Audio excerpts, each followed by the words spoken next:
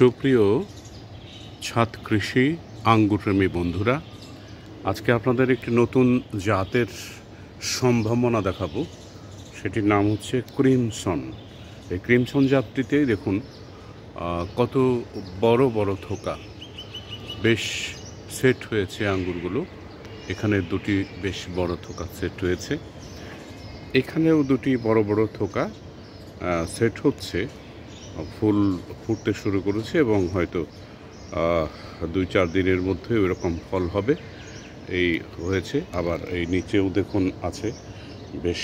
এই গাছটি গত বছরই লাগিয়েছিলাম, 1 বছরের বেশি বয়স হয়নি, তারপরেও যথেষ্ট। তবে একটি সমস্যা আমার এখানে, যে পাতা পোড়া রোগ।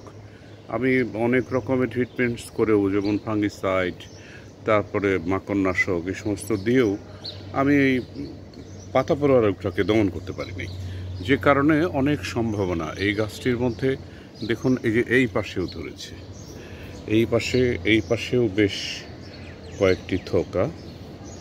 এই থোকাগুলিও ফলে পরিণত হচ্ছে মনেই হয়।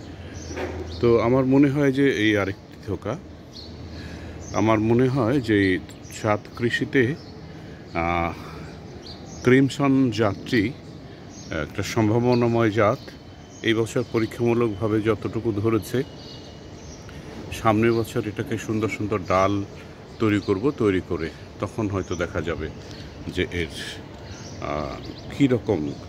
কী পরিমাণের ফল এতে ধরে। যাই হোক, আমি এরপরে আমার যে অন্যান্য গাছে যে ফল বড় হচ্ছে, অনেকটা পাকাও শুরু করেছে, সেই ভিডিও নিয়ে আসবো 2-1 দিনের মধ্যেই। ততক্ষণ আপনারা ভালো থাকবেন।